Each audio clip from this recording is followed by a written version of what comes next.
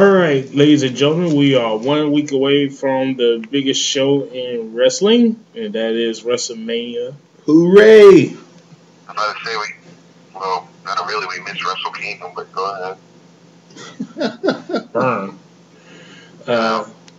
Welcome to another episode of... hooray! Yeah, hooray. Hooray. Welcome to another episode of Triple Threat. I am your host, Big D. And to my right is the California Kid. Hey, nice to see you again. And on the phone, as always, and probably a lot faster than a fight with Ronda Rousey. Ooh. Cat. Yeah. The pipe. That's the best you can do, man. My God. Well, better than a cat did. Yeah, the knee missed. Should have made a Pacquiao Mayweather joke. That's what you should have done. God. Well, I like Ronda better, so I gotta get his song. I gotta get that Pacquiao song. I really have to have that song. So wait. We're talking about Ronda Rousey, one of the hottest MMA fighters and martial artists, and all you can think about is a Pacquiao song. I mean, it was. I just have to have it. I have to own it. Give him a minute, BT. Give him 14 seconds. Yeah, I was pretty disappointed. Yeah, I was all hyped for it, and then it ended like that. I mean, it's skill, man. I feel bad for people who bought it, but man, it was skill. She's a bona fide beast, man. The only thing wrong with that knee that was thrown is that she missed it. She messed up by trying to charge at her. No, she was going for the knee. She was trying to drive that knee in. She got caught. She missed and she got caught. And yeah, I mean when you go in like that, you had better it's either hit or miss. And it was a miss. Yeah, totally miss. It was a miss. Yeah. Well, I'd like to thank our new subscriber. Thank you. And thank you for all the views. So thank you everybody for who's listening and commenting and sharing. We love you guys so much. Yeah. So a lot has happened since we were last on the show. One of the topics we're going to get into is former developmental former developmental trainer Bill DeMott stepped down because of all the allegations that came out a few weeks ago from a former NXT talent. Later had leaked online and pretty much said that DeMott was really going against what WWE stands for with the whole Be a Star campaign. He was making derogatory comments about some of the wrestlers. There's also allegations that with some of the wrestlers who are hurt, he would still try to use them and hurt them even more. I mean, just a bunch of stuff. So much so that he pretty much stepped down as trainer, and now the job went to Albert, who's regular now on NXT as an announcer. Good for him. Yeah, good for him. But I want to get your guys' take on this whole Bill DeMott thing. Well, wow, Bill DeMott, here's the thing. I think it's a combination of just a total career bitterment. That, I mean, when you look at the whole thing, I mean, that Deep South and everything that goes with it, and the people, some of the opposition he received from upper management, and I know in a shoot interview he was talking about how they thought that he was undermining WWE creative at every turn, and he accused them. He accused Tom Pritchard of gunning for him, and of course, with anyone in management, in a management position in WWE, they have to face the tyranny of Kevin Dunn. So it's a lot of different things that I think built to that, but that may have even attributed, if these accusations and allegations are true, what it could probably be attributed to it is just, some of the bitterment came out in training, and, it probably got out of hand. And like I said, there have been interviews some of the wrestlers talking about DeMott and some of the things he made people do during training exercises. There's something there, and like I said, I guess he just decided to step down before the storm got too thick. Yeah, with a guy like Triple H, who's finally getting some shine with NXT, and then had this come out to light, it's hurting him even more. Plus, you also got to figure into the fact that with all the wrongful death lawsuits brought on by I think Viscera's wife bringing on lawsuit. Yeah. Maybe Bruce Pritchard, I think I was talking about. Go ahead. Who was the dude that was in WCW that wore a dress? That was talking about Vito. Yeah, Vito and another wrestler Vito. Bringing up another lawsuit against WWE.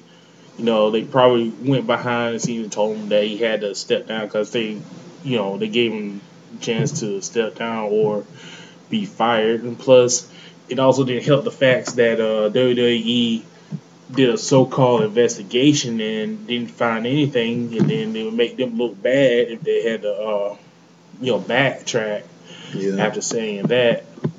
Plus, the lady that was in head of talent relation, if I'm trying to remember her name, she was the one that was talking to Eva Maurice during that episode of Total Divas about her hair. She got let go, and nobody really knew that she was let go. And then this coming up, he kind of put two and two together and saying that she probably was a scapegoat for this whole thing coming out. If you go to the public profile on WWE where they have, the human resource there where you can look for jobs working for WWE, there's always openings. Yeah, but a lot of, it's not just one wrestler. Ethan Carter, who was in NXT before he went to TNA, he said it's pretty much true. It's just a lot of stuff, and I love what he said. He was very, very bright about it. What did he say? What did he say? About what he said. I was just saying, like Ethan Carter, what he said. He's just saying like how you gonna be like this person claiming you're changing, but then all this stuff is going on. And he was there too. Like you said, he had to deal with some things. He wasn't too specific if it happened to him or not. He's just saying like how all this is going on, and you claim to be, more profound and more uplifting, but you have all this craziness going on. So, I like him a little more after that. Yeah. I like him so much. I actually root for him now on Impact. Yeah. Like give him the dang title already. No, it wouldn't hurt. But yeah, it's just I didn't get to see. It's just just even going back when he was on top of it, I just didn't like when he seemed like a real jerk. It's kind of like if you've seen that recent movie Whiplash about the asshole who was meeting that kid in the jazz band group. I'm sure y'all heard of it, Whiplash. Yeah, I've heard it. It's got Schillinger as the asshole instructor, and Schillinger, aka Dude from Spider-Man, aka the We Are Farmers All guy. You know what I'm saying? Yeah. If you see this movie, I bet it's just like that. He was just so fucking rude, and I think it's for the best that he left. Feel bad someone loses their job like that, but it had to be done. And I'm sure there was a big celebration as soon as he left the door. Like maybe some champagne bottles were going on a little bit. That's rude, but he did seem like a prick. And you gotta. It's the one thing to be a hard ass, but there's just some roads you shouldn't cross to do that. You can get through these people to be hard, but there's just some limits that don't need to be necessary. Well, it's nowadays they're gonna towel on you. Plus, now that WWE's a public company, you can't really do most of the stuff that you used to get away with back in the day. Professional wrestling. With WWE doing the whole Be a Star campaign and the whole non-bullying thing, some of the stuff that trainers were able to get away with then, they can't get away now because they're a public company. And one bad word that comes out on WWE, could hurt the company real bad, and the stock will fall. So Yeah, it's crazy, and I think ultimately, when you're a trainer, like you definitely wanna be hard on anyone who you need to be hard on, but you need to be hard on everyone to a certain degree, and knowing how to measure, how hard you have to be on everyone, as individuals is important to being a trainer. I mean, you can't just give everybody 10 on the Richter scale and expect for people to feel like you're actually trying to nurture them and turn them into wrestlers. Like some people you want to give 10, some people you may want to give a 6 or 7. Because I mean, some people are going to come in and be motivated, and you don't want to trample on people who are already motivated. They just like I said, it's just I think some of the stuff that, like Shadal was saying, some of the stuff that you used to be able to do back in the day is it's kind of a no go at this point because of the company itself. This isn't the territories where you could do that kind of stuff. This isn't the power plant. This is something different. You think you'll do a shooter area? Yeah. If RF can get their hands on them, they will. if they give him the right amount of money, he probably will. Yeah. It just depends on if somebody tries to bring like a lawsuit against him. Yeah. Because Then my final question: do you ever see him coming back, being welcome back? like I said, if they don't bring charges against him, and I was actually talking to C-Kid. oh, I'm kidding. Go ahead. Yeah, I mean, it's rumored that there could be charges, lawsuits. It may happen. I don't see him coming back in the very near future. Lawsuits are possible. I don't think it's going to go far, but It's if he gets off on this, I see them holding out at least a couple of years before they bring him back in. They like I said, and he would have to during his reorientation. He'd probably have to give them a damn good reason to bring him back. So, that's a look to you, Albert. They would bring Steamboat back before they would they would bring Steamboat back before they brought DeMott back. okay. Let's move on to our next topic. At a couple of weeks ago, Rey Mysterio finally got his release from the WWE, and he went back to AAA. And pretty kind of a long battle for Rey, because pretty much through most of 2014 and the beginning of the year, Ray was trying to opt out of his contract. He was refusing to show on the on Raw, because he didn't even catch the checks anymore. Yeah, he didn't even catch the checks anymore.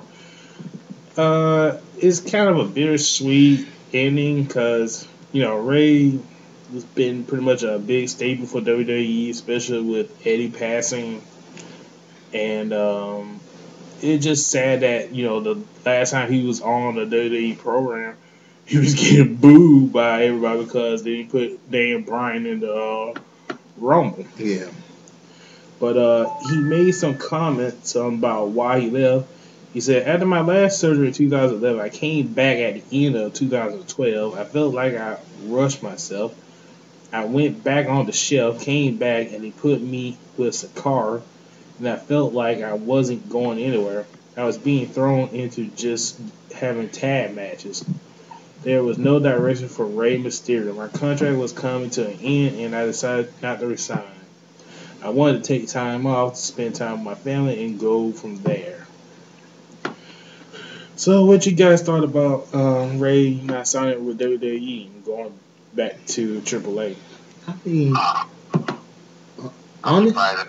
Really surprised that. I mean, obviously I know why, but still surprised it didn't happen sooner. Yeah. Well, he obviously didn't want to be there anymore. So. Well, you gotta look at it from WWE's perspective. I mean, honestly though, it's well, it's funny talking about it now, considering past few days of what's been going on. But it's unfortunate because he was, for a better term, a fan favorite for years there, and like a main cornerstone for the luchador market, Latino market. So I mean, look at it. It's been hard for WWE to try to capitalize and try to make another star like him and Eddie. I mean, they had Alberto, and that failed miserably because they blew it. They kept going back and forth, changing him from a good guy. Do we even need to bring up Sin Cara? Yes, we do. You know what? I was going to mention this probably during our next NXT review, but it's bad when Sin Cara and Mystico is getting it's not. Yeah, whatever they call and when they're not being the fan favorite, but what's his name? The dude in NXT to go, and you can't teach that. I forgot what his name. You talking about Enzo Amore? Yeah, those guys are over. I love those Dragons. I love those guys, man.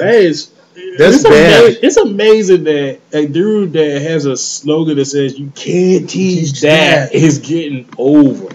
He's getting over, man. He because he's got the voice. He just has that magic voice. I am a certified G.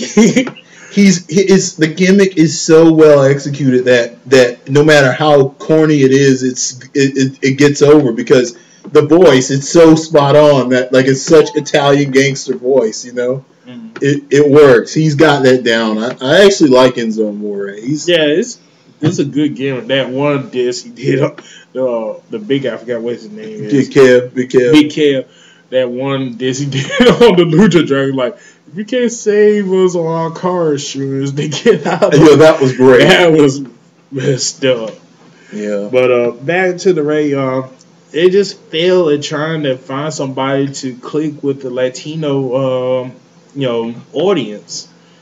And, they trying hard to redo the whole Sin Cara and Mystico with Lucha Dragons, which seemed like it was clicking at first, but now... You keep calling him Mystico. Well, we're very used to Mystico, Lazo. We know the famous Mystico, who was fantastic, by the way, great wrestler. I've heard his name. Go ahead. But they just seem like they're giving up already. Right, I guess you could use that example since he was originally... Wasn't that his name, the original Sin Cara? There was the original Sin Cara, then there was Sin... Was Mystico, wasn't it? Yeah, he was Mystico. And they had him primed to be the next big Latino dirty light that crashed and burned. Yeah. You can even use the other thing, what's his name? Who's Sin Cara now when he started out? What was his name? Oh, God. You talking about, I forget. We got the H, didn't it? Yeah, it was something like, I don't remember. It was another name. He had the ridiculous racist gimmick of the bandana and the khaki shorts. It's Hunico, yeah. So how are they trying to do with that? I don't know. Well, at least he's not doing the racist thing anymore. The stereotypical bullshit. Yeah, the guy was riding with the guy on the bike, and I don't know what that was about. What's worse, that or the Mexicals? Oh, God. That or what? I'm sorry. The Mexicals. What was worse, that or the Mexicals? The Mexicals are fun, though. Yeah, but they were playing to a stereotype, too. They were clowns going with the lawnmowers, yeah, but at least they had a better theme song, and it was super Please, crazy. we get it way worse than the Mexicans. We have a group called the New Day. I mean, come on. Look at Los Matadores, Yeah, that was pretty bad. They're Mexican and freaking Puerto Rican. Oh my God! But it was pretty much coming. You can't really blame Ray, but you also gotta factor in like how much did he have in him? Because the injuries. Like, they're the finish. How many times did he get hurt or had to get surgery on the knees? Yeah. Let's put it to the numbers. Rey Mysterio was in the company for a very long time. Not to mention his time in WCW, which he had to get some little bit of change off of WCW. Then coming to WWE, becoming a star, finally in the championship at some point up and down the line, feuding with Show, all that crap. The checks he was getting. Don't he still the longest Royal Rumble time? Yeah, it gets to a point where I think he has to have at least a good mil in the bank, if not a couple of mil. He's got to have a good. He's got to be loaded. He's got to be off. I remember my brother saw him my brother used to work at McDonald's. I remember he saw Ray pull up to the drive-thru, and Ray was riding nice. I think Ray's doing fine, and I just think, he's ready to leave and just do leisure stuff in Mexico. I think now he's just going to have fun. And probably pop up on Lucha Underground, Yeah, I mean, he's giving. It's going to be great for them. So. It's going to be great for them. That's another one of those groups we're talking about. They're popping up. WWE is bleeding. And they're popping up it's another. Yeah, Lucha Underground going to be killing it, Yeah, but that's. Like I said, I think Ray gave them everything he had, and I think it's time. It was time. It was time to wrap it up. It was time to call it. And like I said, it's bad for Mexican wrestling on WWE, but I mean, Lucha Libre. Hopefully, somebody will step up and bring Lucha Libre back to the forefront. But it's going to be a while right now because right now, Lucha Libre is not in. That's not what's in right now.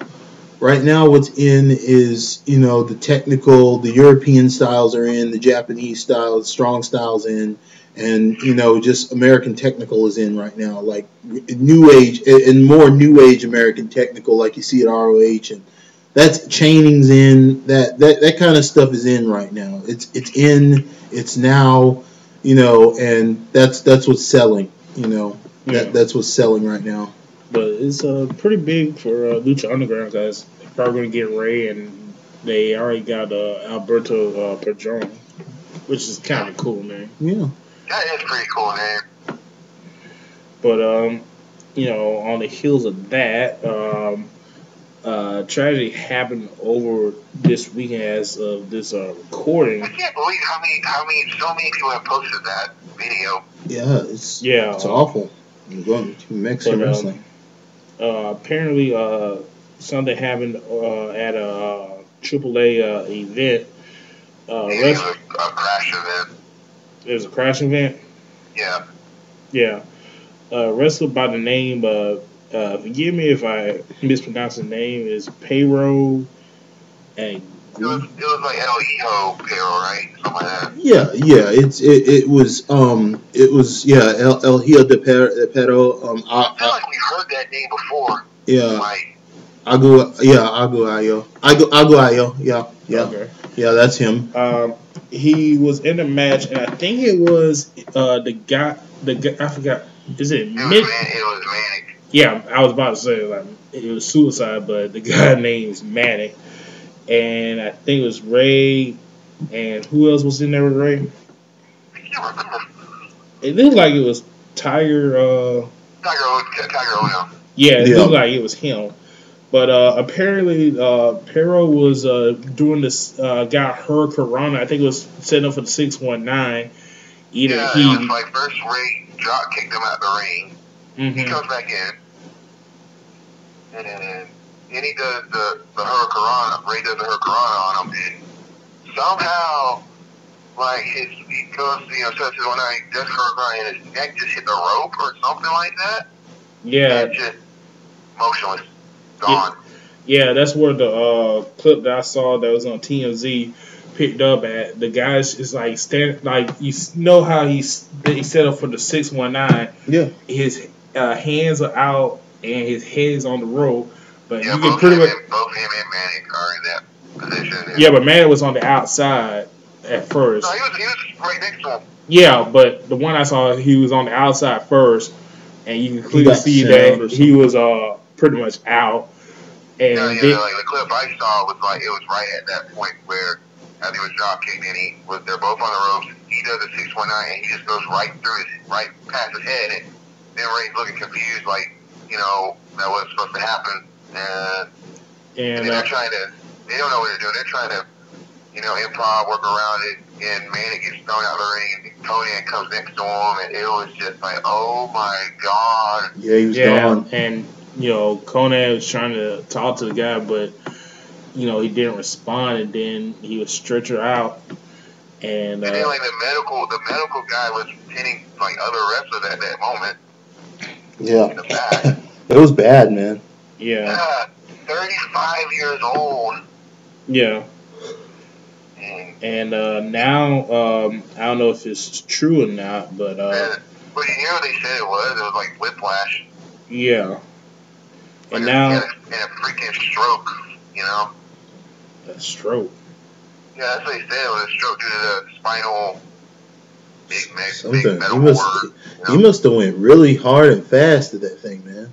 Those ropes were tricky. That's what it was. Yeah, probably. But I think they said they had his funeral today, and they had like a dedication at one of the shows today. I don't know if this is true. They were taping Lucha Underground. They did that to the silent treatment for him. Yeah, and I don't know if this is true or not, so take it as rumor if you want to. But apparently they are finna open an investigation into manslaughter. Yeah, that's the rumor right now. That isn't official yet, but yeah. Juan Carlos Pelayo, Pelayo, the president of the Tijuana Boxing and Wrestling Commission, he addressed the medical treatment at a press conference on Saturday, stating that the reaction for the medical treatment was quick, and saying that the reason the physician wasn't at ringside was because he was backstage treating an injured wrestler. So, kind of a sour note for all the thing that's been happening the past week with Ray coming in to AAA. Then the press conference where they had meet and greet with everybody, including Alberto Del Rio. Yeah. So it's pretty sad, and I wonder if this is going to hinder the MLW's Wale event that they were hyping up with Ray. So they might have to postpone that. Yeah, that's not good, man. It's not good. Ray should probably just lay really low for a while. Yeah, lay low, bro. Yeah. But it's unfortunate, sad, and awesome prayers to his family. Yeah. Let's talk about some NXT. Saw the past 3 episodes of NXT. I have to say, NXT is becoming like one of the best, products, WWE has right now. Not the best. Yeah. Let's get into some key events. The return match for the women's title, Sasha Banks versus Charlotte. Pretty good match between both Sasha and Charlotte. Real excellent match. Here's the thing, man. Like, I was glad when Sasha won the title, but man, she's shaping up to be one of like the top 3 best people there. Like, if not, she's one of the reasons why I watched the show, because there's a big rumor going that she's gonna be next. Who? Sasha Banks. See, that's the thing. Like, if I were Triple H, I would try to stop that. I'm talking about Paige last year to be the one that's gonna pop up after Wrestlemania. Well, they said that about Charlotte. Yeah, I would hate to. I'll be honest. I would hate to see Sasha Banks leave. It's probably the worst. It would probably be a terrible career move for her. Like, because once you get on Raw, there's just like she could do as well as Paige, and she could do well. I think that NXT needs her. She's the one. I think. You look at the division now. You look at the NXT division now. Bayley is quickly gunning to take the next big spot, but right now Sasha's just that clever heel they need. You say Bailey? Bailey. She's gotten, man, have you seen this? She's gotten. Oh yeah, I see. She's turned it up. It's just that. Right now, it's just that. If they were moved up, she'd probably be the most over in a heartbeat. Yeah, she would be over. Like they would love Bailey on Raw. They would love Bailey in a heartbeat. Yeah, but do you also think that she probably would fall the same way as Emma would? I mean, not as bad, but do you really think her gimmick can go over on the main roster? It's just, here's the thing with Bailey's gimmick is they would have to repackage her for Raw because or the risk of being a comedy gimmick.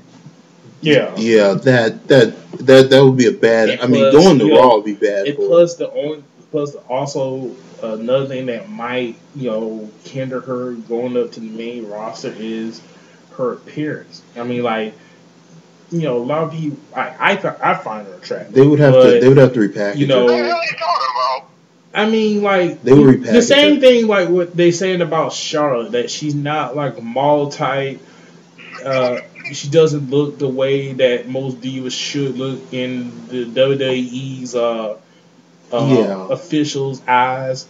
I just love how you worded that. Like, I find her attractive, but I mean, no, but I mean, he has a point. I get what you mean, yeah. He has a point. I mean, the girls in NXT are the ones that have been there for a while are there because of their appearance. Everybody knows that. Honestly, I personally am glad they are at NXT because they can actually main event. They can pull off stuff that you'll never see them do on national television. I mean, really, when you look at it, they have the time. They get the time. Too. Right now, if Sasha Banks or any of them were to go to Raw, it would be like a demotion because, honestly, economically, the way Triple H is doing NXT now, NXT could potentially be an on-air television show soon. And if you're not staying where you are and you're going to Raw, you could be jumping to a sinking ship that looks like it's floating right now. If it were me, I would stay on NXT. I would do everything I could to stay there. I mean, especially if I was Sasha Banks, I would do everything I could to stay there. I honestly, what would Sasha do on Raw? What would she do? Compete in Diva Battle Royals? I mean, that's what I'm saying. Sasha Banks will be wasted on Raw. Her talent would be wasted. So would Charlotte. They'd all be wasted on Raw. I honestly would like to think that they have no interest in going Raw. I mean, I would honestly like to think that because there's no way they would get the kind of attention that they're getting now on Raw. I mean, really, guys, the women's matches are so ignored, it's ridiculous, And yeah, like I said, man, I think they're better off on NXT. I think that like I said, Sasha Banks is one of the best talents in the company. I mean, that girl, the way, I mean, if you watch her work, you see what makes those matches so good. I mean, she's an expert at selling, and I mean, she's a very smart person to play that kind of heel, and she's tough. She's proven that she's really tough. I mean, damn if she isn't tough. So yeah, I mean, so yeah, you got that. But it was a pretty good match and pretty much match of the night. Also, speaking of Bailey, they did their promo of Emma pretty much turning heel. So yeah. Let's talk about the selfie video about Sami Zayn. Saying that he returned from Abu Dhabi and was currently home, walking the streets of Montreal. Yeah. And pretty much saying that he's taking some time off, but he will be back. Also, Rhino, it had a video from Rhino's return, which was pretty cool. Didn't get to see the Rhino versus Finn Balor match, but I did see the Finn Balor match versus the Brian Kendrick. Pretty good match. Wish it was longer, but it was shorter. and pretty much it was there just to set up set up this Alex Riley versus Kevin Owens.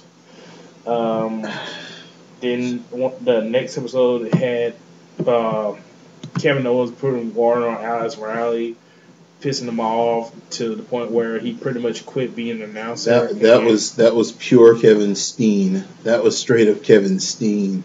That was some Steen right there. that was some Steen. You see the way he played that? It was so well acted. I mean, he was good. That was good. That was Steen, man. I just wish it was somebody other than Alex Riley. Alex Riley was a waste of time. I don't see a point of it being him. It was well set up. They both did a good job playing it out. I think Alex Riley, when he went to Regal, didn't really do a good job acting that out. But that skit wasn't very, very well acted. But when he was out there, it was mostly Owens really bringing it out of him. Anything between him and Owens was good. But I mean, it was just. I had no time felt that he was a threat to Owens at any time. It was kind of a wasted angle. You know, like, even with that match, he had to just, like, there's no way he's beating him. You know what I mean? And it would have been awesome. This would have been a good opportunity for WWE to just cut the leash for just a quick second and let him get away with doing a package pile driver on him. That would have been money. During that match, they should have let him hit the package pile driver just to try to kill him.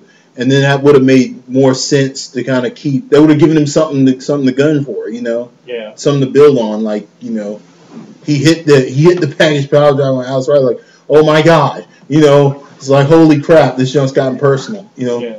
So like I said, you know, after Kevin spilled the water on Alex Riley went to Regal's office and quit, and pretty much said that he wanted to be an active wrestler again. Mm-hmm. And Regal pretty much told him that he could be an active wrestler, but he wants him to prove himself in order to get a match with Kevin Owens. Total waste. And while saying that, he put the match between him and C.J. Parker, the resident jobber. Resident jobber was the hippie. Yeah. For the next NXT match, which was decent. It was decent, but it wasn't good. It was nothing to write home about. The big pop of the moment was when Kevin Owens came out and pretty much did as Riley talked about, dude having a tattoo on the back of his back. It looks kind of like the one Brock has on his chest. Yeah, it does. The sword, but it's on his back, and pretty much told him that he not only killed his announcing career, but he's also going to kill his wrestling career, which set up for the next NXT show. Which, quote to the production crew, if you going to put that, be careful with spoiling stuff, because they played a package of showing what was going to happen on the next show, you know, right during the show. Yeah, they pretty much spoiled it. Anyway, we talked about Enzo and Colin Cassidy versus Lucha Dragons. They beat Lucha Dragons to get a shot at the NXT tag titles. Carmella came out and faced Alexa Bliss. Before you go to that, can somebody explain to me how you beat one team and you're in contention? Where were the Vaudevillains? Like, come on. WWE logic. Oh my God. Anyway, decent match between Carmella and Alexa Bliss. Bliss, obviously, the more talented.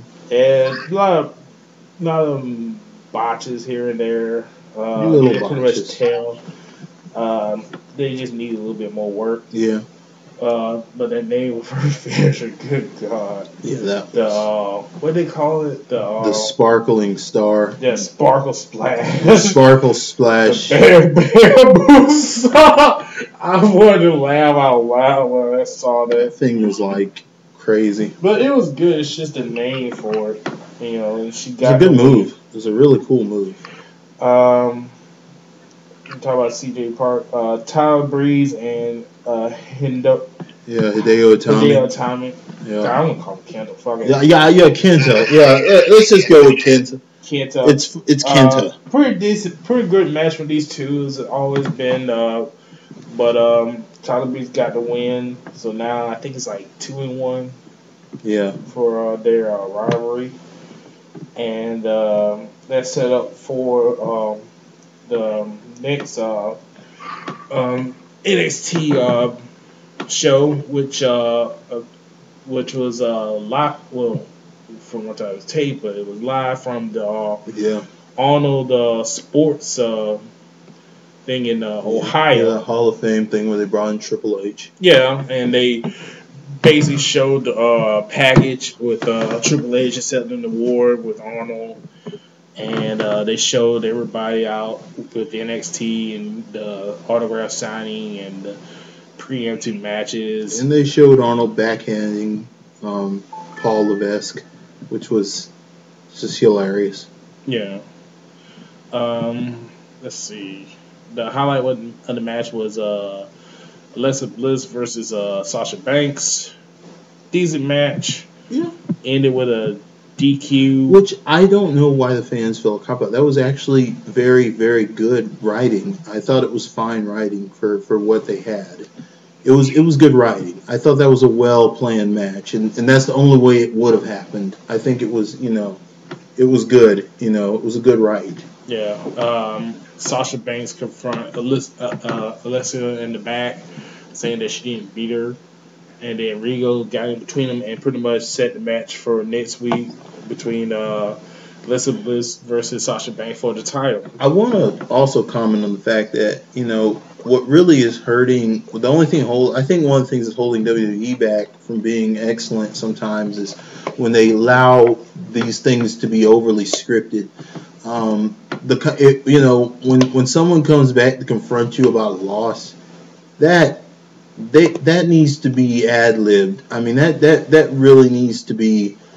It comes off, and if anybody ever happens to hear this who works for WWE writing or whatever, it can happen. The important thing is that when and Stone Cold Steve Austin said this, the unscripted promo. I think it's important for that moment when they do these things where people come over and they're like, you didn't beat me or whatnot.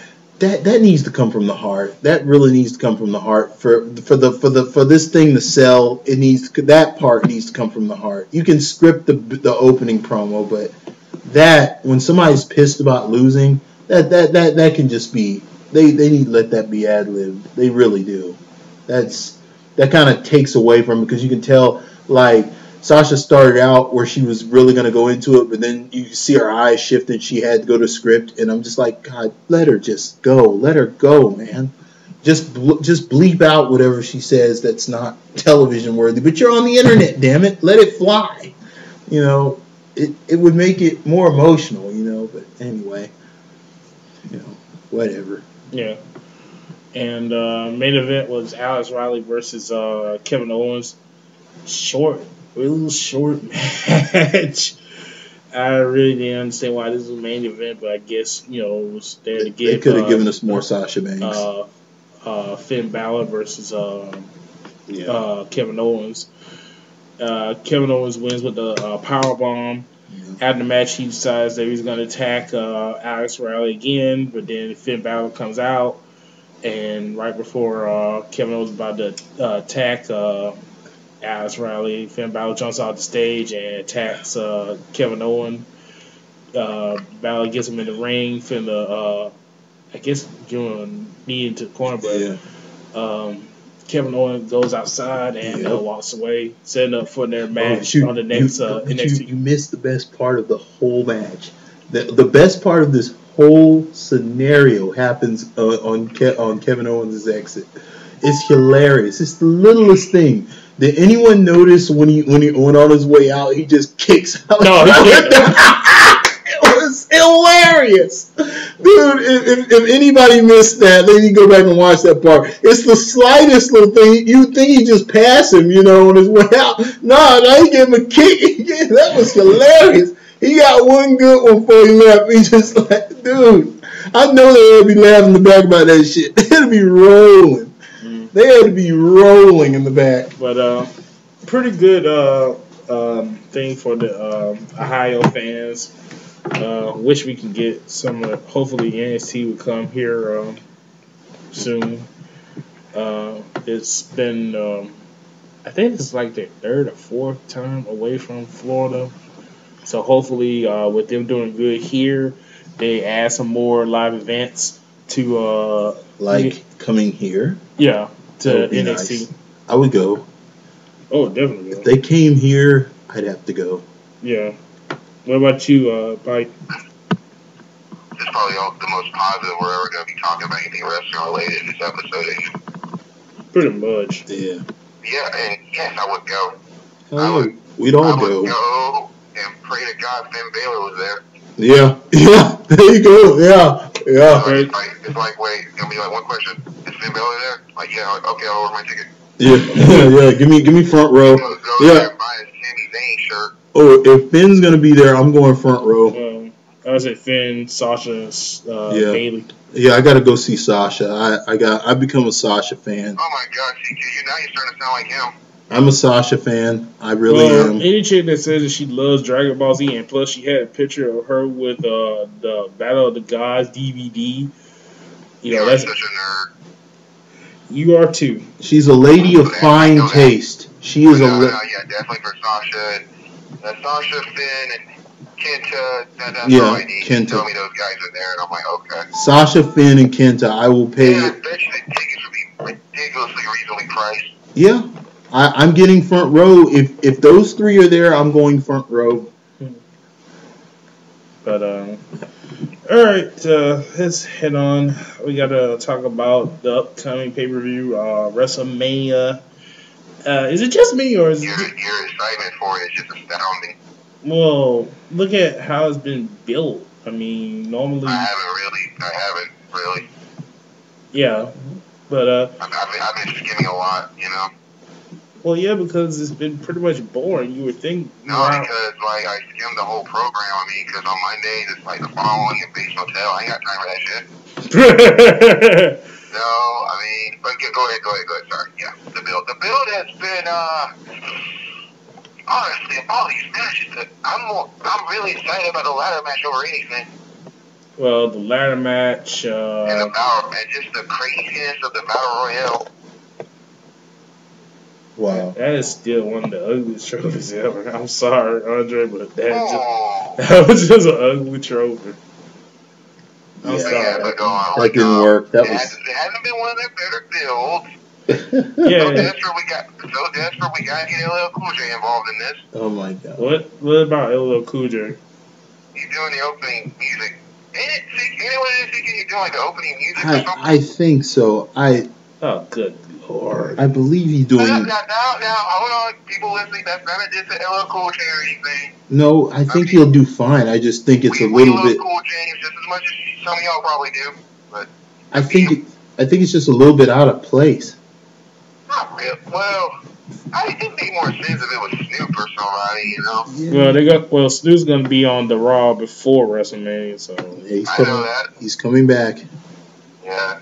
How many times has he been on Raw? I think it's pretty cool that one sportscaster, Bill Simmons. I like Bill Simmons. That's so cool. He's gonna be there. Yeah.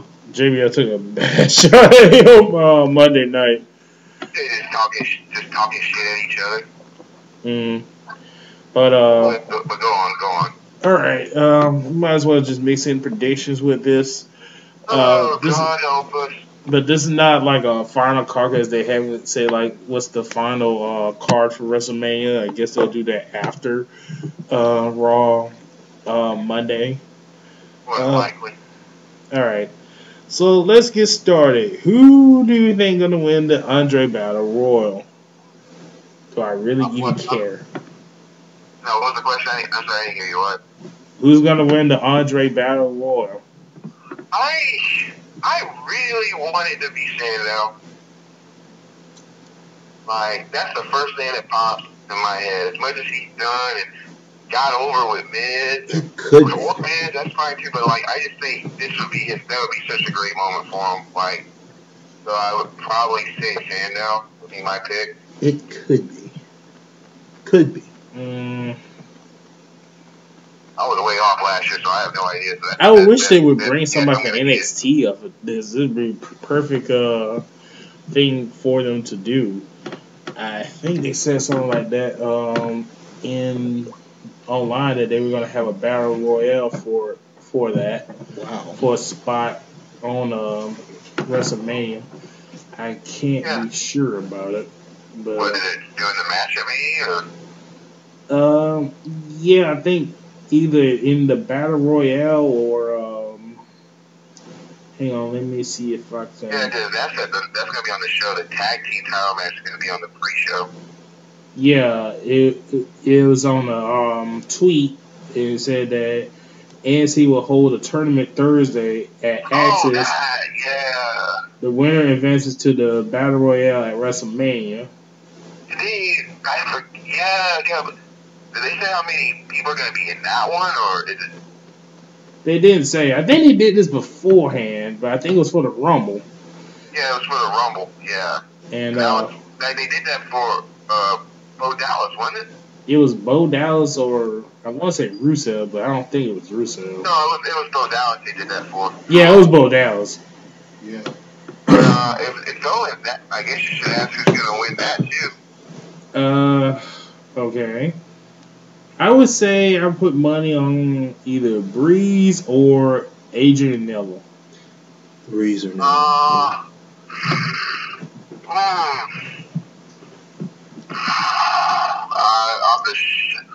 Of all the guys who I think would be ready to be up there, I really want to say Baylor. You know? He's Vince's favorite. I'm not saying he's going to win the 100 Giant, but it'd be really cool if whoever gets it, you know. But I'm probably going to go on the wall and say Baylor. Wouldn't be surprised if Tyler Breeze got it, but I'm going to say Baylor. If Balor wins it, like I said, is it Balor? Yeah, what it is like, you know. I mean, I've been saying Baylor. Is it Balor? Yeah, some people say Balor, some people say Baylor. I don't know specifically. Like tomato kind of thing. Yeah, let's put it like that. But basically, he is one of Vince's favorites, so I wouldn't be surprised if they put him through. But it could be Tyler Breeze, or if Adrian Neville comes back, it could be Adrian Neville. You know. But who do you think will win the Battle Royal? Ooh. I'll just go ahead and say Adrian Neville. I'll go for both the ANC. Well, other than Sandow, who else would you think? It's either going to be Sandow, Neville, or Balor.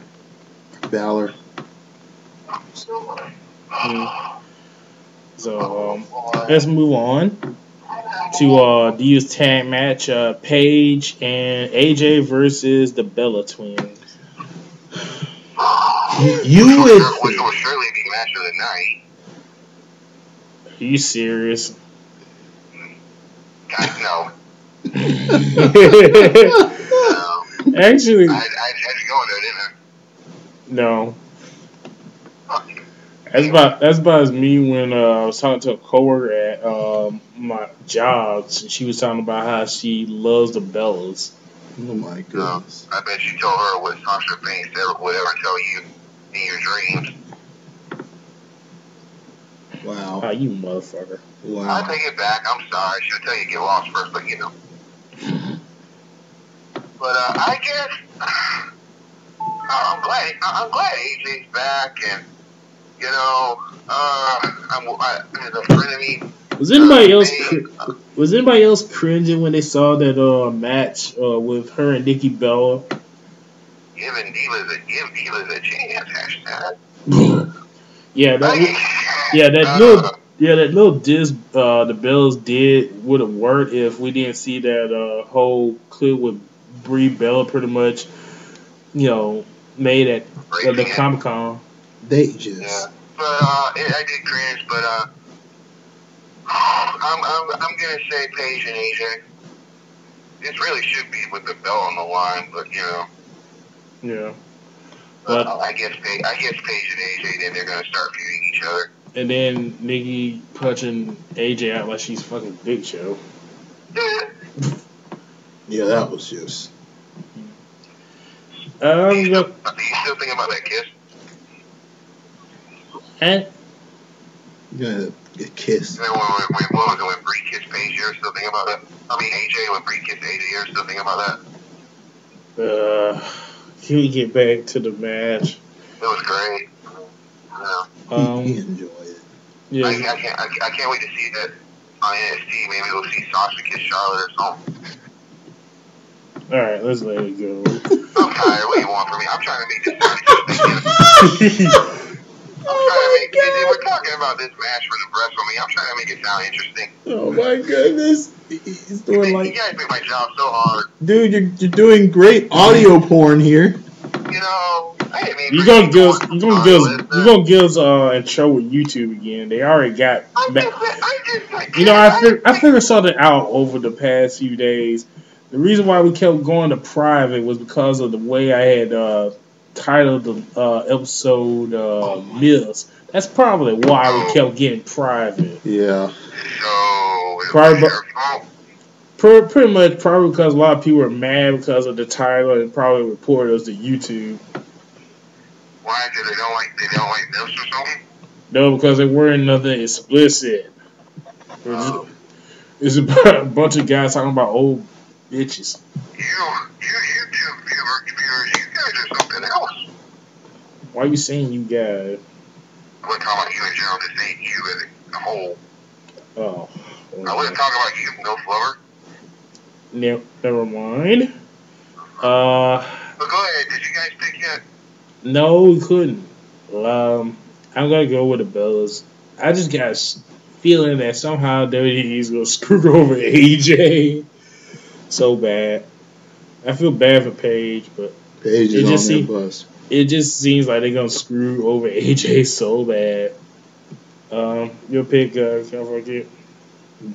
Well, realistically, I think the company is going to try to keep the Bellas over because they think the Bellas are selling. And, you know, with the Total Divas thing, it's going to probably be the Bellas somehow. The Bellas are going to cheat and find some clever way to win. It's going to come close. It's only going to have a few false finishes, and then the Bellas are going to find some clever way to win. Now, if by some fluke of whatever that Paige and AJ pull it off, it'll be that they see the ploy and they somehow overcome it. But it's going to be the Bellas. I'm just saying that because the belt's not on the line. That's why I'm saying Paige and AJ. Yeah. All right. Let's see if I can remember anymore. Let's go on into it. You really can't remember any more matches? Well, like I said, they haven't really said what's officially on the card. It's pretty much a given, though. Well, except for another match that we were about to talk about, the Intercontinental Ladder match. This match. Wade Barrett, Dolph Ziggler, Barrett. No. I'm kidding. Go ahead. Luke Harper, Daniel Bryan, R-Truth. Stardust. If I'm forgetting somebody else. Stardust. I said Stardust. Oh, Dean Ambrose. Dean Ambrose. Did you say R-Truth? Yeah. Was that 7? Yeah, pretty much. That's gonna be one crazy ass match. Kind of funny that Stardust is in this. I guess the match him and Goldust had at Fastlane was a bomb. So much that's really disappointing. It didn't do well. It wasn't choreographed. It didn't go over the way I saw they were trying to do with the match, but it just wasn't enough. It's sad because they could have done so much better, but it was too many botches in it. And it would have been such a great story. It wasn't that. It was the fact that they couldn't, that was the way they had planned the match.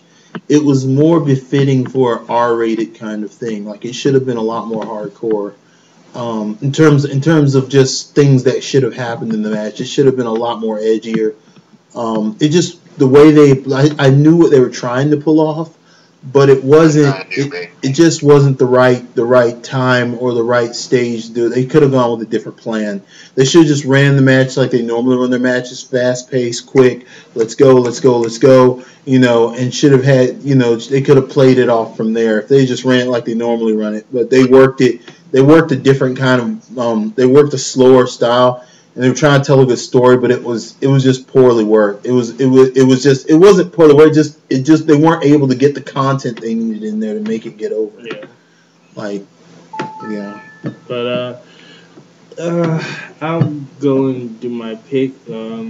I'll say Daniel Bryan, and I think this was set up between him and Dolph Ziggler. I have to say that I've seen what happened Monday with those two going at it. I kind of do wish it was a singles match between them and him and Ziggler.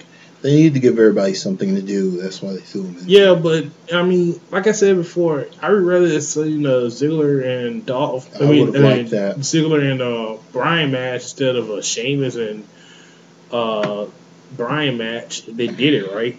They had a good storyline. Here's the thing. There are people. There's okay. Ziggler right now needs to stay hot. He's hot. He needs to stay hot. The problem with staying hot is his mouth that gets him in trouble. Yeah. Just keep your mouth shut, though. He just can't shut the fuck up. Yeah, he's got an issue there. He does have an issue there, and that's one of his downfalls. But also the fact that you got right now WWE is trying everything they can to get Daniel Bryan out of the minds of the fans. Yeah, even the word that they confiscating signs. I know it's stupid. It's dumb. You can't reprogram an audience for when somebody's that over. Like Daniel Bryan is so over. He will always be over. And when he goes out there, they're still gonna see the guy who beat the Authority at WrestleMania. There's nothing that can change that. He's Daniel Bryan, and his wrestling, unless they can get him to water down his wrestling, he's gonna stay over. And which doesn't seem like because he's still doing those diving hip. I mean, he's doing those dives on the outside. That's what I'm saying. They're trying to tone him down. They're trying to mid card him, and it's not. And I don't think it's gonna work because. To a small extent, it's like putting some prestige back in that title. It is, but that really needed it. That title should have never been tarnished in the first place. It was their mistake to tarnish it. Like for me, I guess as a wrestling fan, for me when a title is nice that so many guys are involved in that match. I mean, you're talking about tarnish. Look at what they're doing to Barrett. I mean, they made him a joke. I mean, just the cartoon of them keep stealing that belt. Actually, that's pretty funny. The only person that's like so Looney Tunes. I've been loving R-Truth in this. What the hell has R-Truth been all this time? Why could he be like that all the time? He's just collecting the check, man. Like now he's gonna retire, and like it's sad because he's been very fun with the whole IC title, having the title in the bag, and him and JBL going back and forth, and then the title on the hook. You did the little Jimmy thing, and now you're still an IC belt. I don't like. Here's the thing with R-Truth. Even though it is kind of a bad stereotype, though. I feel like R-Truth. It is. It makes me miss Crime Time. It is. It truly is. And I feel like R-Truth is collecting a very nice check, probably, and he's just having fun. I think the man is having fun. I think he is. I haven't been as excited about him since he was Ron the Truth. I honestly think he's just having a good time now. He's not looking. I mean, I think the road. He's found an innovative way to deal with the road schedule. He's having fun with it, and he's planning to retire. But then at the same time, when you retire, there are other jobs. He's probably got other opportunities within the company that he could take. Is he really retiring? Well, it's rumored that this is going to be his last match. Damn. And if it is, never didn't win one single belt there. Yes, he did. What did he win? The tag titles. He did get the tag belts with Who did he win that with? I think it was him and Miz. It was him and Miz, I think. No, they never won the belts. Who was it? It was somebody. I can't remember. Yeah, I think him and Kofi. Yeah, it was Kofi. It was Kofi. I think it was Kofi. It was Kofi because him and Kofi did team up, and they came out. I don't remember who they fought, but it's a while back. But I think he. Sure?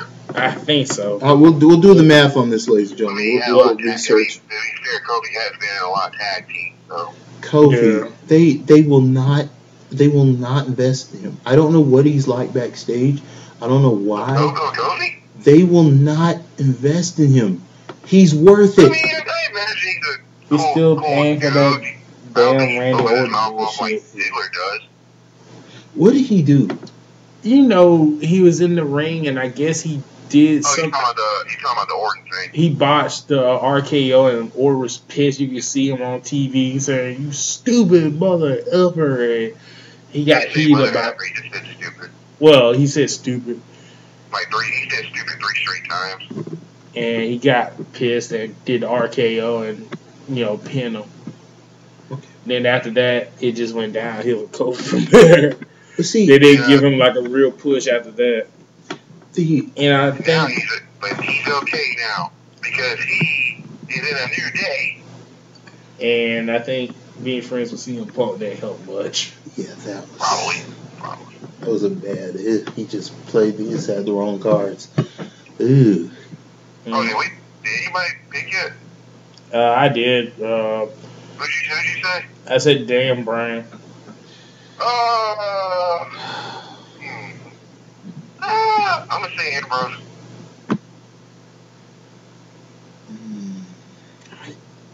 Wow. It's hard, isn't it? Yeah, because they've got Matches like this, like ladder matches, they're always so hard. especially something like this. I'm just I think gonna. a lot of them are well deserving of it. Yeah, there's a lot of people in this match that should get it. I honestly They don't know. really should get higher, for that matter. All I can give you is somebody who I hope would win, but I can't give you who I think would win because I honestly don't know who to think would win this match. It's like, don't worry, C-Kid. Don't listen to your mind. Listen to your heart. Yeah, well, I do hope that by some fluke of any possibility that Truth wins this. I would hope he would win, but that's just me. If he is going out, What better way to go out, man? Because no one knows. Totally. They'll probably give it to him, and then he'll drop it back next night on Raw. Probably job it on. If it is him, probably job it on Raw. Yeah, but I mean, it just be. I think I would like to see him get it. I would like to see him get it. Yeah, what's your pick, Pipe? A wish and a pick. Pipe. A wish and a pick. What's your pick? Wish and a For pick. what? Yeah, he's asking for this Intercontinental ladder match. What is your wish? He said Dean Ambrose. Oh, okay. Okay, so No for the wish and the pick. Ain't it kind of fucked up when none of us said Harper? No, because nobody really cares about Harper. They did. No, they did, but they fucked it up. Harper was. I don't know why they didn't run with that. He was. Do we even have any percentage of hope that Stardust could pull this off? Harper can. No. Harper can wrestle though, man. Harper can work, man. Speaking of Harper, let's get on into this. We seriously don't think Barrett could retain it. No. No, they ruined that. In the words of Jason Monster, chance of chumps. No, God. The thing. Anyway, let's get on into this. I'm pretty much going to rant on this for a while. Ray Barrett versus Undertaker. Can someone please Bray Wyatt versus Undertaker. Okay. Can someone please explain to me why? Can someone please explain to me why in the blue hell is this a match? Okay. Because why not? I think okay. You want to know why not? Because the streak is dead. The streak is gone. There's no purpose for it. Pretty cool. He's gonna do it though. Unless Sting is gonna come and fight Taker because of this. That's who it should have been. That's not what I remember. There's no reason for this match. There's no complete reason for this match. There is, but there can be. Yeah, but to me, it doesn't help. Why now if he wins and it doesn't really help him. I mean, now would it be like 22-1 now? There is one 21-2. 21-2, I think. Okay. It's 20. Oh, we're talking about Taker loss. Yeah. It could be 21-2. Yeah, that'd be nice. That'd be a nice frame. That'd be perfect on a T-shirt. Okay. Here's the thing.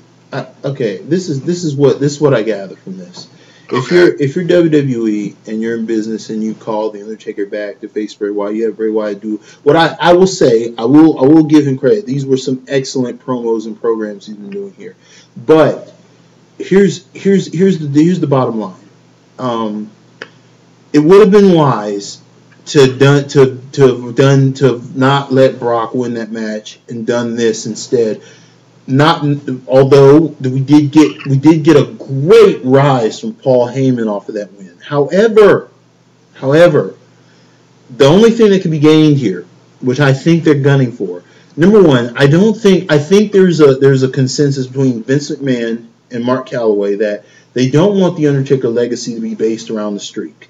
Because the Undertaker, when you think about it, the Undertaker, when you ask yourself, what is the Undertaker's true legacy? Like, there's so much more, for those of us who have been wrestling fans, there's so much more to that legacy than the streak. Longevity. Yeah. Please tell me, give me one. Well, hold on. I'm getting to, okay, out of this, they're either going to have Taker outlive this whole thing with the streak and try to make his legacy about more than that, just have the streak as a great footnote in his career, or here's the smart thing you could do if you're WWE. If you're WWE, you could have the match go, and if they deliver a good match, if they can deliver a good battle, a hell of a battle. I mean, it has to be like the first Undertaker Triple H match. It has to go everywhere. I would make this a freaking masterpiece, and then have it come down to an unpredictable ending, something that even right now I can't think of. Something really crazy happens, and somehow Bray Wyatt wins it, but by a hair. And Taker, or if Taker wins it, it doesn't matter who wins it, but the ending would be about Taker charging Bray Wyatt to take up the streak, like to the point to where Bray Wyatt has to win every WrestleMania from now on. And if they did that, and they could work Bray Wyatt the way they work Taker, having these clever finishes, these great heartfelt wins and great things, if you could do it for 5 WrestleManias, it can work. If they're willing to gamble on him for that, if they're willing to think that Bray could pull it off. That's not gonna happen. That would be it may not happen, but it would be the smartest thing to do. It would be on Wyatt to do that, and right now I don't see that Wyatt has the charisma like Taker has to pull it off. Because remember, this whole thing manifests because of the fans to Taker, and Taker was the one that pretty much kind of led it down the road of being meaningful and meaning something. The effects, like all that stuff, I think Bray can do it. If WWE has a hand in it, it won't work. Because remember, they didn't even have the idea for it. It was just manifest. Yeah, it just kind of built into it. But if they have hand in it, it's probably not going to do well. That's what I'm saying. It would have to. Yeah, that's the thing. That's the tricky part for something like that to work. I think it would be the best course of action to charge him with the task. But executing it, yeah, you're right. Executing it is a whole other story. But it would be the smartest thing to have this be a war and have it come down to an unpredictable ending that even I can't think of right now. And then have Taker charge Bray with the task of taking up the streak. From start over, take up the streak. Okay, then it would just be up to Bray as a human being. It would be up to Husky Harris as a performer to up his game and find some kind of way to make this work. And if they, like I said, WWE has gambled on people before, and they've got a bad record of gambling. But when they do make the right call, it's always an amazing thing when they make the right call. If Bray Wyatt could come back and win these WrestleMania matches and do it credibly, because I honestly think his promos, everything is excellent. His promos are excellent. His gimmick is good. I think it's great. It does need to be taken up a level to match Taker's charisma, but it can be done. It just with WWE management, I'm with Big D on this. With WWE management, it's really hairy. It's really hairy for something like that. Plus, with them keeping Taker off of TV until the pay-per-view, you kind of wonder if he is even 100% to go. Yeah, that's another thing. You don't know. I mean, as far as we know, it could be a work, but who knows? At this point, who knows? If they were smart, here's another thing. If Taker could lead him on and it be a super surprise and it not be Taker that comes out there, something that we would never imagine happens, like that would be interesting. They catch us off guard and something that we never could imagine happens. That would be the smart move too. Either have it be a battle, charge Bray with the task, keep him at the streak, or have Taker not show up at all and have something really unpredictable happen. Have something that would shock us like crazy happen. Like something that we can't even think of right now would happen. Like something crazy would have to happen. Like that's what I would do. I would have something really crazy happen. Super freaking crazy. Like, but yeah. That they're gonna have to. I don't know what they're gonna do. If it's just a regular match, it's not gonna serve any purpose, and it won't do anything. Something really, really freaking crazy has got to happen for this to get over. Something really crazy, like, But at the moment, I can't even think of what you would do. It'd have to be something pretty damn crazy. The entire ring needs to just burst into flames, and there needs to be there actually needs to be some crazy stuff. The Grim Reapers need to fly from the ceiling, and there needs to be so many thunderbolts that it scares the audience. There needs to be crazy, something really nuts has to happen, something really crazy. Shoot, I don't know. I couldn't tell you. Maybe the Mantar returns. Nobody even knows who the Mantar is anymore, but I do. But anyway. And on that note, probably you want to make it. I was trying to say, I'm picking Taker here. Yeah, I'll go with Taker too. I gotta go with Taker. I just don't think they're gonna give it a wide, and if they do, what's the point? Okay, let's go on to the next match. It's Randy Orton versus Seth Rollins. As of this recording, last Monday the Monday before, they finally had Orton attack Rollins and beat him up. Yeah, and I have to say I kind of enjoy it. Just wish that you enjoyed Rollins getting his ass kicked. That's okay. It's hell. It's one of the matches that really confused me. Shit. He wanted to play in the card. Could he possibly cash it then at that night? Well, it depends on the match. Really? I had to go with Orton on this. I don't think they're going to put Seth over with it. Even though it probably would help Rollins. If Rollins does win, I think that he might cash it in, but something tells me that he'll save it for the Raw after WrestleMania. Maybe. Because I think they really trying to get Reigns over. I don't know. Yeah, Orton might be here. Oh. I think the Authority's going to attack him. Well, that's kind of obvious. It's Battle of the Golden Boy. Where you keep wonder, he's going to beat the crap out of Raw. And then get the RKO, here comes the Authority, because it makes you wonder, he's not so badly hurt. So maybe, Yeah. I'll always play with their minds, Yeah. Your pick, Kathleen Cute. Rollins is smart, though. He's really clever. He's really freaking clever. And Randy is really, really trappy. He's really cagey. Randy's pretty smart, but he's not as smart as Rollins, though. It's really gonna come.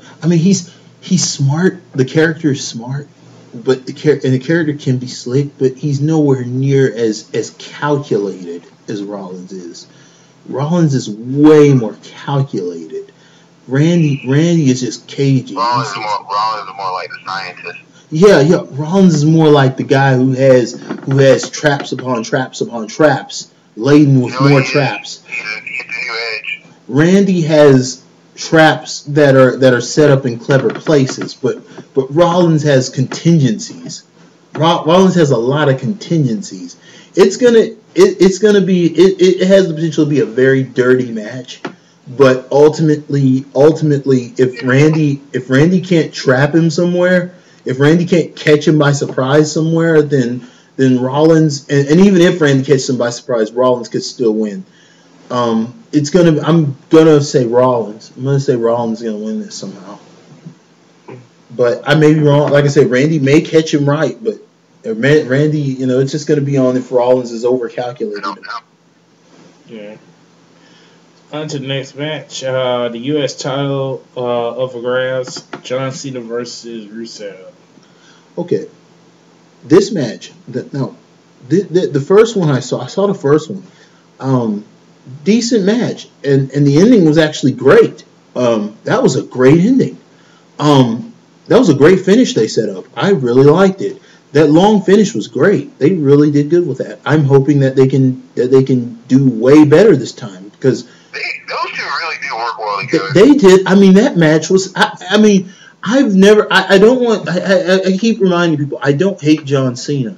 I mean, this should be the feud that should be going for a while. I think this is really good. Freaking. I enjoyed that match. I really did. I was really into it. For once, Cena actually had me super engaged. This was a good match. I'm sure he's done it for you before. Yeah. I mean, back in the day, but some of his matches. The Orton feud. Some of those had me in there, but here we go. Like the ones with him and Edge, Yeah, those were good. Things like that, or that match against CM Punk, that was good. But this time, this was really good. This was really a lot of teamwork here. They put on a great match together. The finish was so unpredictable. The finish really had me on edge. I did not know who was going to win. It was really good. I hope they can do that again. I look forward to this. You can tell Bruce is one of those very, very, very few guys he has no problem putting over. Yeah, it was really, really well put together, and I did not see that finish coming. That was one finish I did not see coming in that last match. It was great. That was wrestling. What a year Rusev has had. I mean, I enjoyed him. He's just been dominant and killing it. I mean, I have enjoyed him. Even with some of the crazy stuff, some of the wacky stuff, but he has played it well, and I mean, would not be surprised if he won the WWE belt this year. I think I really am entertained by him. I really find him entertaining. It's not just Lana. Lana's great, but I actually find Rusev entertaining. Lana is a great benefit, though. Yeah, she's great. They both work very well together. It's a good heel team. It's really good. So, having said all that, he's getting his first loss at Mania.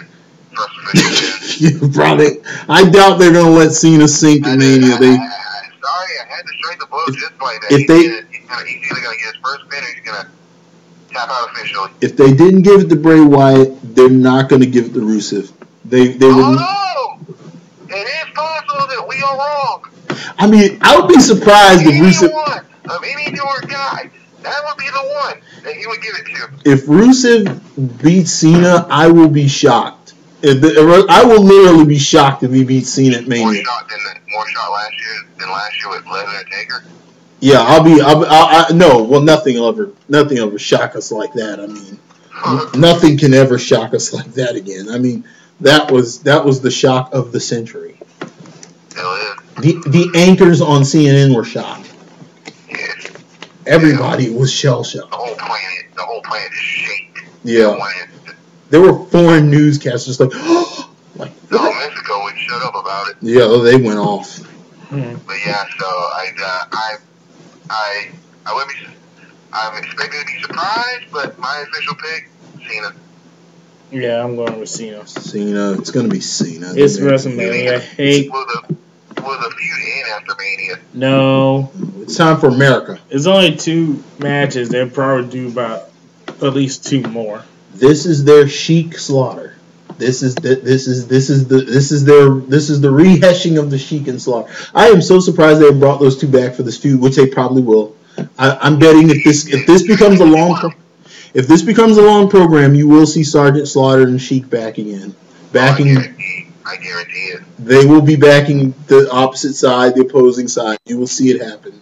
Yeah, I don't know about that. this will go down. If it's a long program, they're bringing in Sheik and Slaughter. All right. Even though the Sheik is kind of a hard person to bring in because he kind of rubs people the wrong way and says things that are totally offensive. But like fuck you, bullshit. Oh God.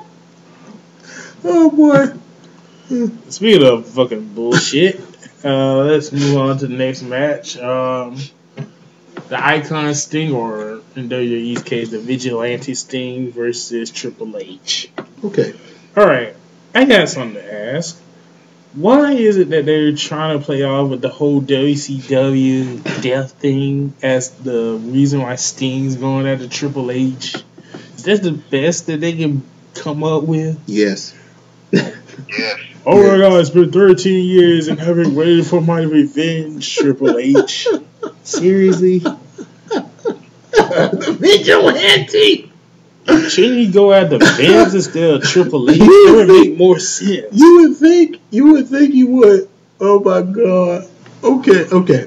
The part of this, okay, half of this is comical, but the other half, on the other hand, I honestly have enjoyed the promo work with this feud. Are you serious? Yes, the standoff. This is coming. The opening standoff was great, and the bat thing was great. So you telling me? No, it wasn't. The bat. No, when he pulled that bat out, I marked out. A bat versus a sledgehammer. A bat is faster, man. It's common. Come on, man. When he pulled out the bat, if you're holding a sledgehammer and somebody pulls out a baseball bat, you are obviously at a disadvantage because your swing speed is not anywhere near that baseball bat. That baseball bat is coming to your face. Touche. That when he pull that thing out, it's over. Come on, man. The whole Sting bullshit around the arena. Triple H falling off on his ass, like it was really. Some of it, no. I'm just talking about the standoff, the worship between Triple H. Then the one promo with somebody that sounds like Sting, but I don't. Yeah, I hated that. I don't know what that was. That was crazy. Yeah, that was weird. That was really weird. That was super weird. The only one that I kind of enjoyed was the last one where he showed up and he helped Orton beat down the Authority. That was good. And they finally were able. That was pretty good. I thought like I said, I thought their first meeting was good. I thought the weapon standoff was excellent. This last one was really good. Honestly, guys, like I said, all comedy involved in this, which there was plenty of it, like plenty of ridiculous. I'm not saying that the story was sound. It's really a little bit of a dead horse, but I am saying that I think the match itself has the potential to be great. Because I think so. As far as the work quality, I think it will be good. I think that both Sting and Triple H are. Don't let Sting fool you now. He can still go. Sting can go. I've seen Sting work. Sting can go. When Sting is focused on something like this, Sting can go. I think that both of them are at that point in their career. They can just go in there very relaxed and pull off a very nice match. I think that it could be a good match, but they're just, like I said, it's just up to them. They got to go out there and make it happen. They got to go out there and they just got to tell a great story. I'm hoping they can do that. I really am. I would love to see a good. I'm very optimistic. It's going to be a really good match. I think it will. It's going to be good. I think all the matches. I think that's the one people are going to be talking about. That's going to have the trickiest finish. I think it's going to have the trickiest finish of the night. Yeah. I think of any match that night. I think I am gonna go with Sting here. It's going to be Sting because he's going to figure out some kind of I think we all know it's going to be Sting because he's going to figure out some kind of clever way to lock in the Scorpion Deathlock. He's going to figure out. Yeah. That's why I said the ending is going to be they probably planned the ending to be one of the trickiest endings ever. Like it's probably going to be a very clever way of the pedigree and like Sting's going to counter out the pedigree somehow and get Triple H on his back for the Scorpion. There's going to be some clever stuff there. They're going to pull some pretty interesting things. I'm going to go with Sting, and I hope and pray to God that somehow this leads to him versus Undertaker. Yeah, you would hope. Yeah, I still have hope we're going to see that eventually. Okay. And to the coup de grace, the WWE Championship title match, Roman Reigns versus Brock Lesnar. Does anybody think you're gonna have Brock and Goldberg feel to it? Okay. Do you think people are gonna turn their backs on the match? Here's the thing. The only reason they turned their back because they knew they were both leaving. Yeah. Here's what will happen. If it's gonna obviously everyone going in, a lot of people at least are gonna be rooting for Lesnar, and the only way this goes down to where WWE can get what it wants and get Reigns over. The only way this is going to happen is if Reigns wrestles the match of his life in there. I mean, give it everything. The only way he's going to be able to sway the crowd, he's going to have to do it himself for one thing. He can't be The Rock. He can't be also. He's going to have to get in there and he's going to have to pull off the match of his life with Brock Lesnar. And if he can do that, then people will see reason to cheer for him. The only thing is just it's not really Roman Reigns' fault. Like I harbor no animosity toward Roman Reigns. Not the character. I like Roman Reigns. Yeah, not the character, not the man, not the actor, I have no problem with Roman Reigns. My issue as a fan, and everybody's issue as a fan, and even the spectators. That's why he's getting booed, because they made this so transparent to the point even the spectators noticed it, that Reigns wasn't ready. The thing about it is the fact that it was built wrong. You have Brock Lesnar go into this triple threat match, and prove to everyone that he is completely unstoppable. Brock Lesnar went in there and pretty much showed us what would happen if you put Bill Goldberg in there like two cruiserweights from WCW. That's what happened. That's what we saw from Brock Lesnar. Brock Lesnar destroyed the opposition to the point to where he got hit with everything you could hit him with and got back up. And you're telling me that Roman Reigns, as tough as he is, Roman Reigns has proven he has the toughness. But the degree to which they sold us how tough Brock Lesnar is doesn't convince me that Brock Lesnar is going to lay down to even 3 of those spears. It just doesn't. It doesn't compute with me. Like, I don't see how Roman Reigns is going to win this. Like, and if he does win, I don't see it getting over because it would be kind of weird that Brock Lesnar could survive all that in that first match. Then all of a sudden, Reigns can just hit him with spears and stop him and like get him down for the 3. What, Brock Lesnar's not going to go to the ropes? Brock Lesnar's not going to kick out? Brock Lesnar's not going to try to hang on to the title? And especially since they told us that, especially since everybody now knows that there's a possibility of him leaving now. Like, we're going to believe that Roman Reigns can actually beat Brock Lesnar? Like I said, it's going to be all in the storytelling. Roman Reigns and the writing staff are going to have to come up with the most amazing matchup they can give us. Like, or else it's going to suck. It better be good. It's going to have to be one of the most amazing spectacles of human destruction we've ever seen. Yeah. I mean, really. I mean, it's just that, like, I don't have nothing against Roman Reigns. It's just not his time yet. I mean, dude has a long way to go, and him beating Brock would just be a complete joke.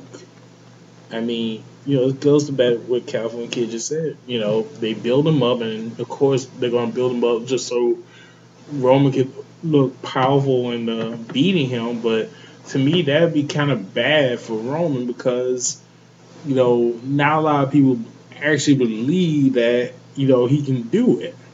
And I thought it was real dumb that they had him coming out in a shirt saying that he can, he will. And it was just so it's so cheesy. Forced. It's forced. Stupid. It's forced. They're forcing it. They're trying to force the sale. And the sale, you can't force somebody. In most cases, you can't force a smart consumer to buy something when you have smart consumers. Like, you have to give them quality. And like, okay, they gave us logically, they gave us a logical scenario of how he would beat Daniel Bryan in that match. They tried to give us this logical scenario of how his power would overcome Daniel Bryan. But we've all seen Daniel Bryan. Like, we've all seen Daniel Bryan overcome far worse. Actually, that was a good match. It was good. It was good. But was it credible? Actually, most Daniel Bryan carrying. That's what I'm saying. Was it credible? You see what I'm saying? Was it credible? It was a good match. It was logical. It was the logical conclusion for him to win, but was it credible? Like, did it make us believe in our hearts that was really Daniel Bryan out there, and that Roman Reigns really skillfully used his power to destroy Daniel Bryan? No. No, it was helped. Daniel Bryan carried him. We could all see it. It's not the fact that Roman Reigns can't put on a great match. It's the fact that the storytellers aren't telling the story well enough for us to be engaged enough to forget that we're watching a story. That's the problem. That's what WWE doesn't get. We're not trying to be smart mark fans assholes to them. We're trying to tell them that this dish that they're serving us is undercooked. It's undercooked. We're trying to tell them that what we're putting in our mouths is undercooked. It needs to go back in the damn oven. That's the best description I can give. That's the best description I can give you. Those people, who think that that they need to ignore us right now and try to put on a good story and we'll just buy it. We're just making. They think we're making a mistake in trying to tell them something about their product. Well, right now we have to tell them something about their product because we can't digest it. That's all. That's what it is, man. That's what's going on. It's a miscommunication between the consumer and the seller. Like, they think that we're trying to tell them how to do their jobs. We're not. We're telling them to just please take this back to the oven and cook it a little bit more. We don't mind you giving us variety or whatever you want to give us, but make sure it's served right, man. I had to be honest. The only thing I've been liking is Paul Heyman's promos. That's the only thing out of this whole thing that it's Paul Heyman. Really like and hyping this match. Everything else has been kind of lackluster. Paul Heyman is your wine in a glass next to this undercooked meal.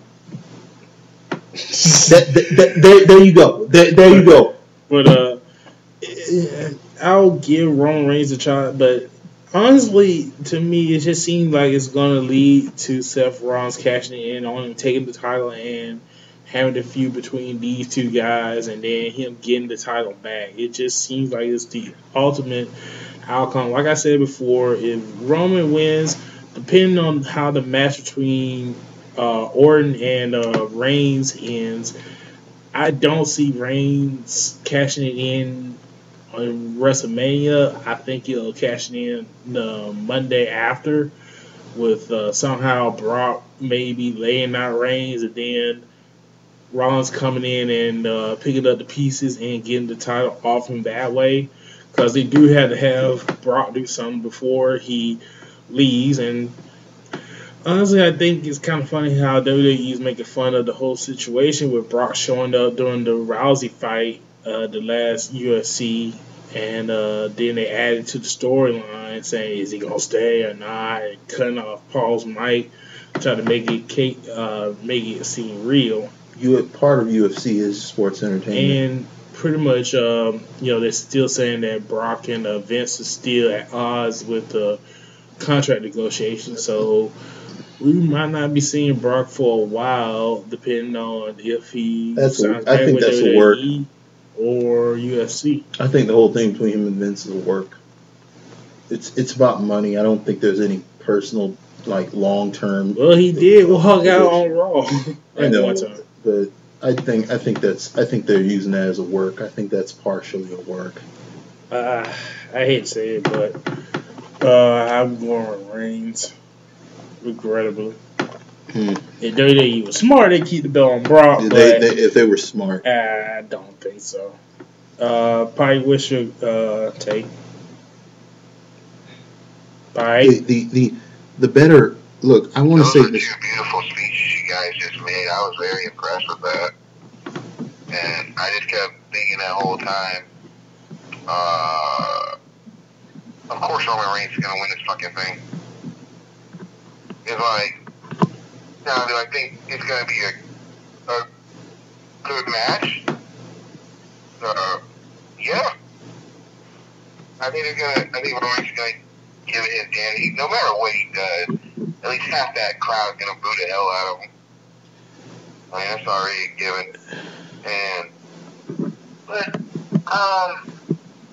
This is going to be a very, very risky move they're making. If they feel like he's the guy, go for it.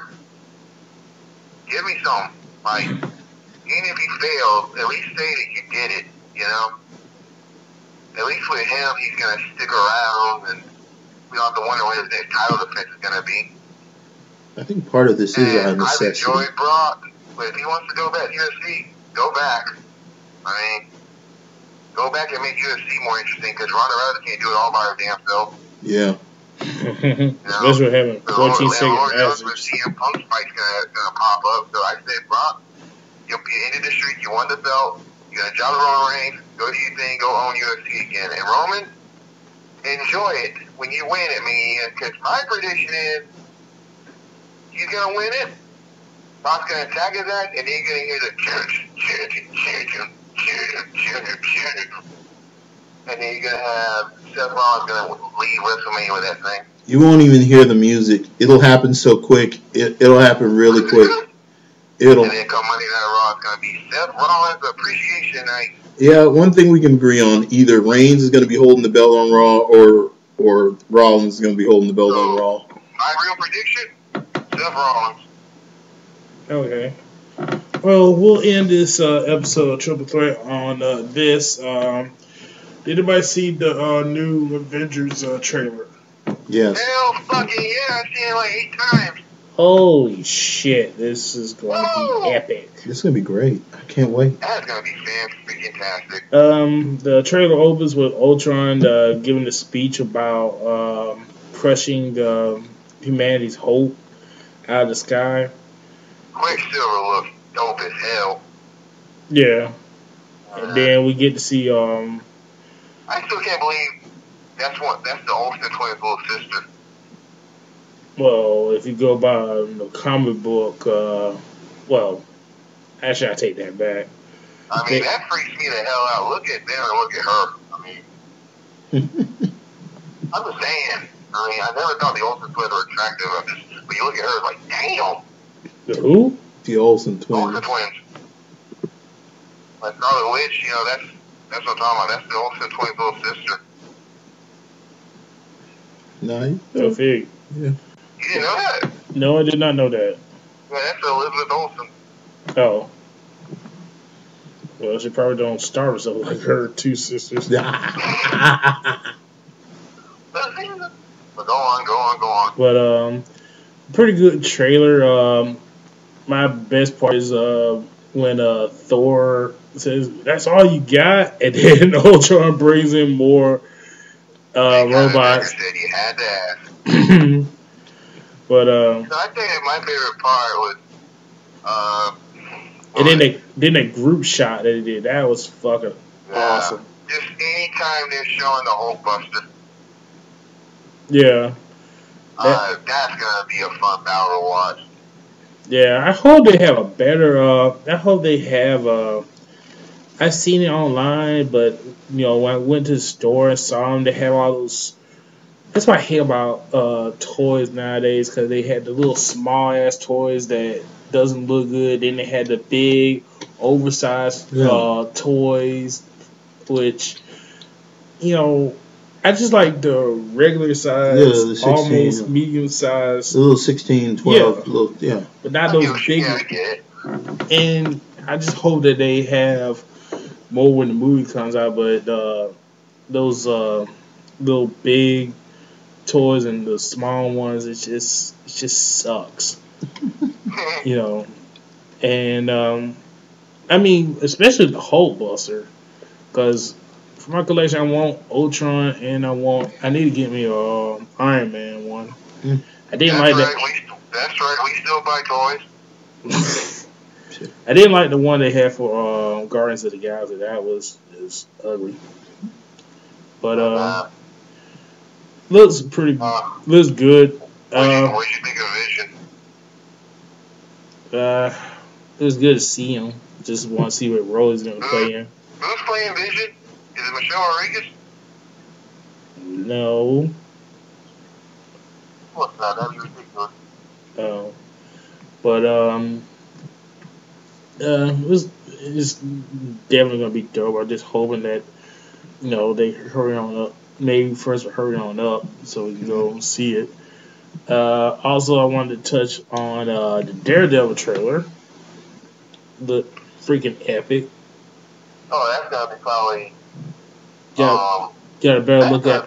That trailer looks great. Each one of those teasers and trailers have been great. That really needs to be a success. And it got confirmed as TVMA. You would hope, yeah. Yeah, you realize it's like the bigger picture. That needs to be a success on Netflix so the rest of the stuff can come out. Yeah, and you got a better look at the Kingpin. Better look at Matt Murdock.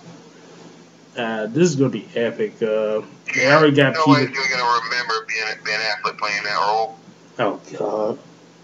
I had to. I'm sorry, I had to. I'm sorry. That was awful. And I couldn't even watch the Nostalgia Critics thing about I couldn't. It was awful. The only scene I can even. But that was mostly because of the Nostalgia Critic and the whole. I mean, I can tolerate sometimes, but I can't tolerate him sometimes. Sometimes I can, sometimes I can't. He's just too cynical for me. I just whenever it's on, I just watch the bullseye parts and then turn channel. Out of that movie, the only scene I can really watch is the park scene. I love the fight in the park. That was really cool. That's it. I mean, that's the one thing in the movie that I'm willing to watch is that opening scene where they go at it in the park. That was well done. That was one of the best. That was one of the best things ever.